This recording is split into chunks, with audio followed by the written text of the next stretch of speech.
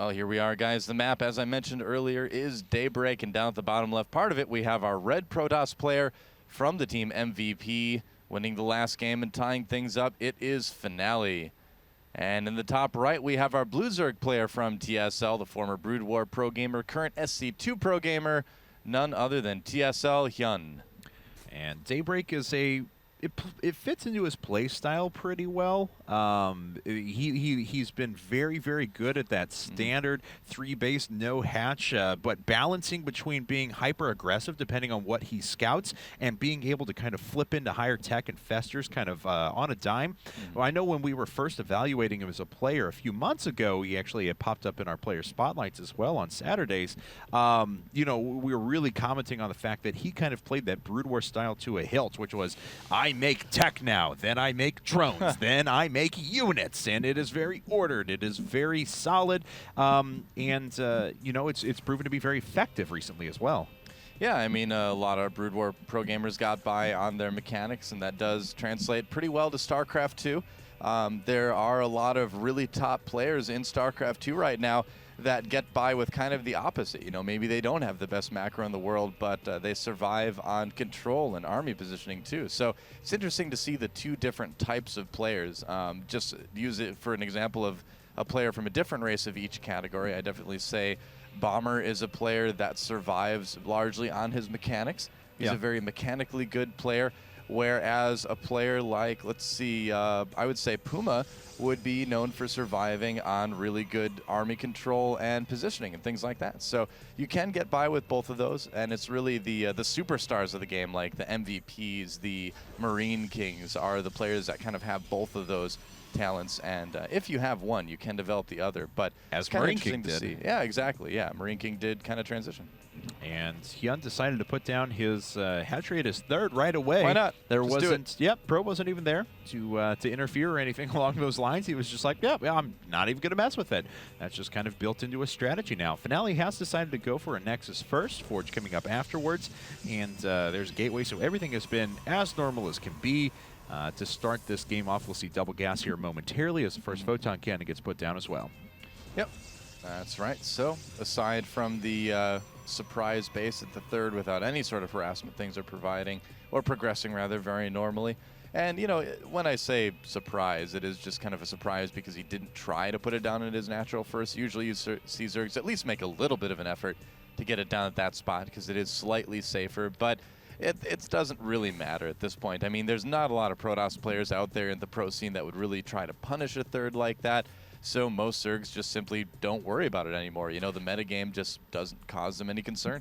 And we started to see some Zergs that have even started to play a little bit more economically aggressive. We saw Scarlet in Team League not too long ago go after a hatch first against Protoss. And the Protoss player made a kind of haphazard attempt to fake like he was going to put down some pylons, but she didn't flinch at all and was able to pull off the strategy. Yep.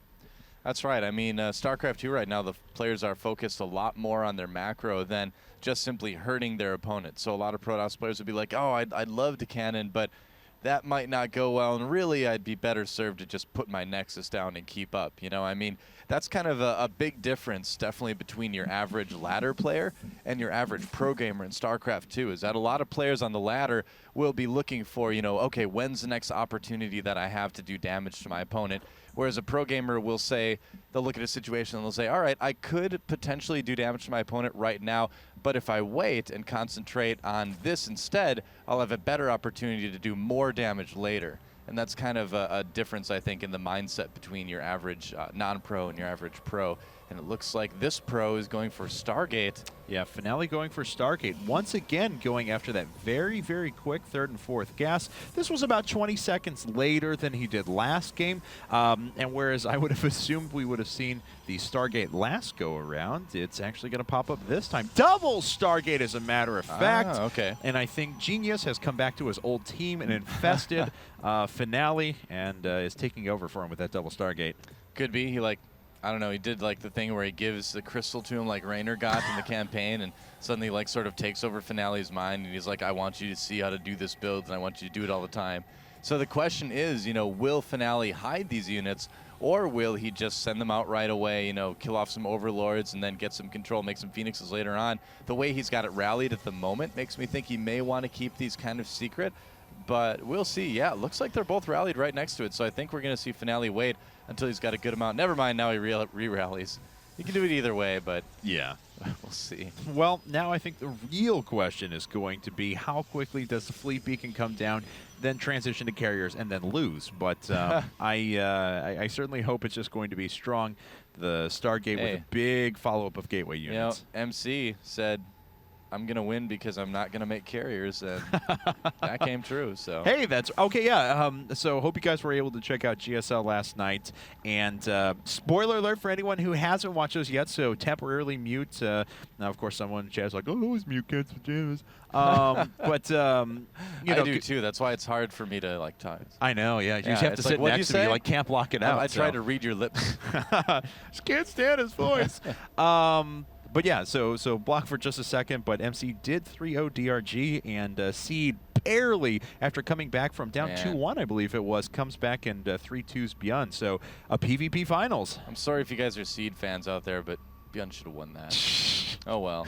Maybe next season. Maybe next season. I'm just happy a Protoss is going to take a GSL title, honestly. That's right. I mean, it's guaranteed, but will we have a different Protoss besides MC? It might still just be MC winning championships. Looks like we have the air tech moving into the third base. A lot of spores out right now. Wow, 5 spores at third. He does not want to take damage from this. No. Queen sticking next to that spore crawler. The Phoenix lifting it for just a little bit, but it looks like the Queen will be fine. Oh, the Phoenix does go down. Another spore crawler does go down, but there are a couple left over. That one about ready to finish here. 2 Phoenixes and 3 Void Rays, so this is pretty serious. This is not only a serious commitment from Finale, but a serious threat for HyuN to deal with too. But so far things are looking good. He's got a lot of Hydras on the way, some already popping, and I feel like HyuN's going to be safe against this. Yeah, Finale hasn't done that much damage yet. All he's taken out is 1 spore crawler so far. That's it. And he's lost a Phoenix, and he almost lost a Void Ray, but more importantly, he committed to a lot of forces that don't have a lot of utility right now. Now, of course, it is kind of a classic bait and switch. I've made Stargate units, you make Hydralisks, I switch into Robotics Bay and eventually produce Colossi. He's going to be sitting on a total of, let's see, that's actually a significant number of gateways. 7 gates with a Robotics Bay. This is going to be a very strong follow-up, but he got set himself a little bit behind by not doing any damage. Yep, that's right. And I mean, he can just go ahead and take a third with this too and just use the gateways if he needs to stay safe as well. HyuN, though, knows exactly what to do, not wasting any time at all to get that Spire down. Wants to be able to start getting Corruptors as well to not only help him in the air fight, but also take out those Colossi. And we're going to see, yep, there's some Roaches started now as well. So HyuN's still progressing exactly as a Zerg should in this situation. He's got a nice little supply lead here, too. The only problem that he's going to have is that it's going to be tough for him to put any sort of pressure on his opponent's third base, given that Hydras and Roaches, before he gets the speed upgrade, are going to move across that map really slowly. But, ooh, he almost catches a few units there. Yeah, Phoenix is getting pretty low, but none of them going down quite yet. Looks like he's going to try and surround and trap these units, though. And, oh, one Phoenix goes down right away. Wow, 2 of them actually falling. And another Void Ray getting very, very low. Oh, he gets the one that's already wounded. And he's moving across the map now with a huge force. Wow, this is actually terrifying. If I'm MVP Finale, I can't get out my Colossi soon enough for this. And this are there any on the field? Yeah, 1 is out there. Range is on the way, but not going to be anywhere close to finished. And he has to defend now over at his third, which is going to make this even a little bit more testy. Yep, force field's on the way. The Phoenix is taking some more shots. He does cancel that Nexus, and HyuN looks like he's satisfied. No, is he going to be satisfied? That's the question with the damage done at the third, or is he going to continue to press this? I feel like he can. He might be able to sandwich his opponent just a little bit there, but here we go. Units coming from the third base, and HyuN decides to just kind of pull back. He does see that Colossi, so he's like, all right, I should really have a few Corruptors in with this before. It's just a little bit too risky to attack right now. And so he's going to pull back and wait for that air tech, maybe try to take a 4th as well. But still in a great spot, and these Void Rays are almost certainly going to die in the near future. Yeah, I mean, the first Corruptors are just popping up here in a second. 7 of them, I should say, on the way now. So going to make this army quite a bit more strong. Just 1 Colossus up at the moment. Looks like a second has finally joined the field, but no third base. And HyuN pretty much doing whatever he wants right now. Yep, that's right. Here comes the army of MVP Finale, though. He does still have that 1 Colossi. The Colossi does have Thermal Lance, so he will have that extra range, and needs to wait for that Corruptor count to get a little bit higher. And look at that. Finale gets a glimpse of that Corruptor and immediately makes a run for it. He's like, nope, now is not the time. Well, HyuN is now maxed. He's going up to a 4th base as well. If he sits back for too long, of course, Finale is going to move towards that kind of ultimate unit composition. Lots of Colossi, strong gateway units, lots of upgrades, and even an air component to go along with it, because he can move up to a Fleet Beacon eventually into Mothership pretty quickly here. Yep. Oh, the Phoenix is getting trapped a little bit off on their own, but they do escape. A little bit of damage being done here, and that's a good amount of Corruptors. Tons of Hydras as well, and enough Roaches to buffer a good amount of damage here. So, yeah, HyuN's going for it. If he can kill off this 3rd, that's huge. And looks like he's just going to go after the Colossi to start. One of them do fall. The rest are taking some pretty significant damage here. Corruptor's just flowing over the rest of the army, and it looks like that is actually going to be enough to take down the Colossi. Phoenix is going to move down here in just a second. And look at that. HyuN is almost maxed. He's up 100 supply on his opponent, and Finale is just really not getting anything done. Yep, that's right. Zerg players have found a good way to deal with that double Stargate play, and HyuN's showing us exactly how to do it here.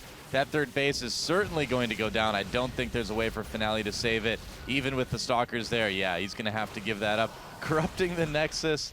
That's awesome. Just because, why not? Yep, no more workers coming out of there for a while. Oh, man, look at the huge blue amount of units coming across the mini-map there. That is almost certainly going to end the game. Wow. Oh, boy, that's dangerous. That's quite a few there. GG. There's GG, and TSL does take their 2nd game of the set. HyuN bringing things back. Yeah, man, I mean, if you think about it, TSL's got a pretty good Protoss player on their team to